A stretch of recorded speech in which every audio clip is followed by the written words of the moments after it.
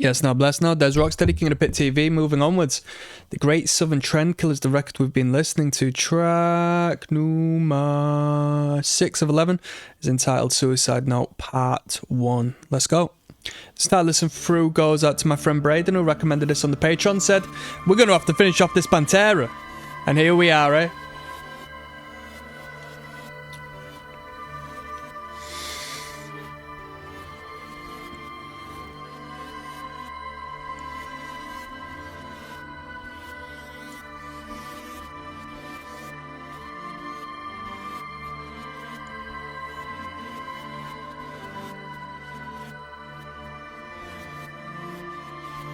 Someone says their last LP sucked. In my opinion, Great Southern Trend Kill was their last great LP. What came after this?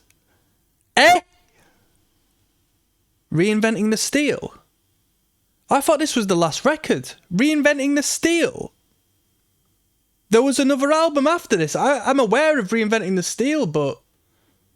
Eh?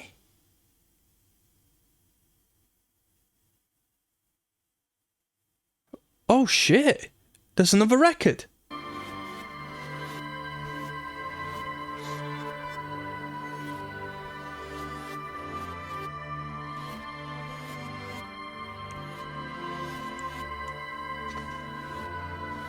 Who would have known, eh?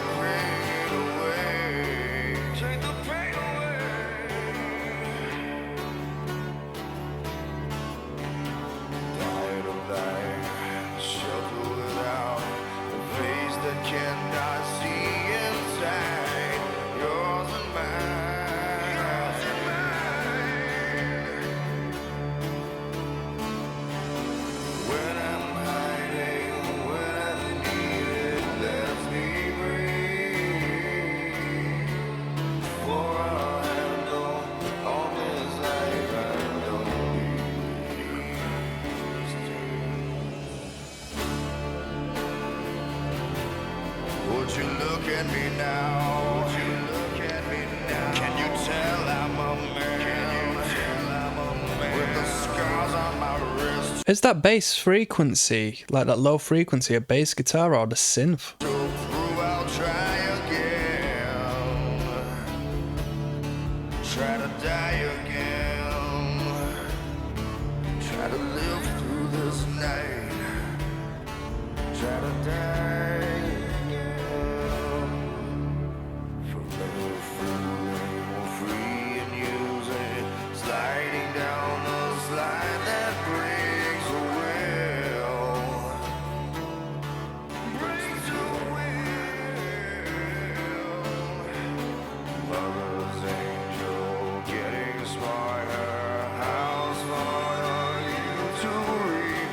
Jeez, there's some bleak comments on this. Sean Paul 3491 says, driving off a cliff seems okay. I don't do drugs, drink much, life hurts, want it to just stop. You know what, we live in such a sad world, because I question to myself, why would you advertise the Samaritans, which is a phone line that's supposedly supposed to help you out, but I'm such a pessimist of this world, right, that I think, why is this a publicly funded like situation? Why would they want to go out of the way to stop people from doing this? And first thing I think of is because they want you to pay your taxes. Keep paying your taxes. You know, it makes no sense for them to care, because the control and the squeeze they have on us is like contrary to caring about the happiness we perceive in life, or the perception of happiness is one that isn't organic and natural, you know? Don't worry, weekend's coming, you've just got to work 2 more days and it's going to be Friday. And you can get drunk to forget about the way you spend your week, and then when you wake up from killing yourself, it's back to work. Come on, back to work. How are you going to pay your bills? Do you know what I mean? We got advertisements about like missing children lines and stuff. Or I forgot what it was in particular, but there was one in the train station near mine, and I took a photo of it and sent it to my friend, and I said, this just looks straight up like, you know, a predator's means of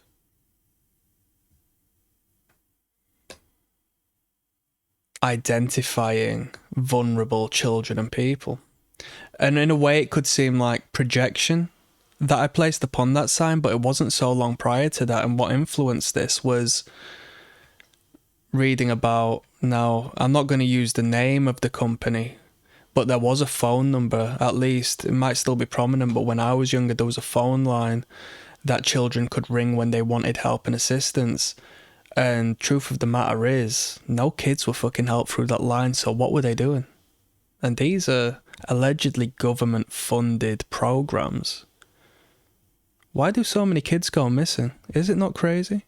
Why do we focus on Madeleine McCann when hundreds of thousands of children go missing like on a regular basis, and it's not really highlighted and brought to our attention? Do you know? I've gone on a little bit of a rant and a rave here, but when it comes to these pop-ups on YouTube, either it's a Wikipedia page telling you what you should believe, right? Because such as the reaction videos when it's like, classical vocalist reacts to this, professional bassist reacts to this, is because general people are taught and bred to abide by the opinions of authoritarian figures. So as opposed to a podcaster putting their name in the description of just like, I interview Tony Tonison, it's like, professional scientist warns of the future. And people are like, whoa, a professional scientist? I have to abide by the instruction of this person who's just got a good memory and memorized what he was told, right? Anything that they put before me, I think, why are you putting it before me, you know? One love to those who are going through stuff as well, you know? I wish I could give you genuine advice of what to do, but I'm not educated on that.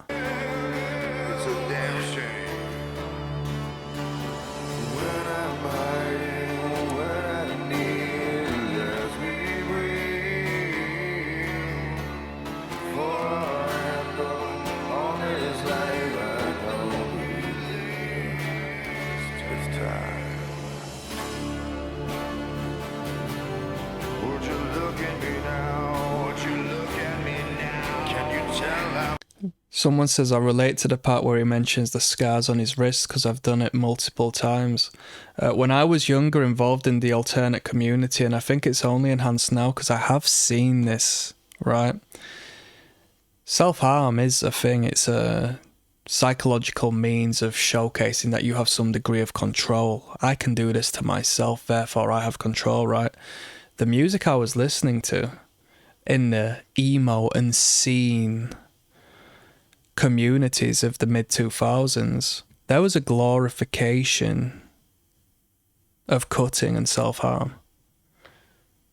Why? Why is this? Who's promoting this and why? Makes you think, doesn't it? And this thing still happens, perhaps to a larger degree. I'm not the age I used to be, so obviously I'm not as in tune as what once was. But you know the grooming that goes on these Discord servers and stuff like that. Goes hand in hand. It's a thing, honestly. There's a deep darkness in this world, man. There's a deep darkness in this world.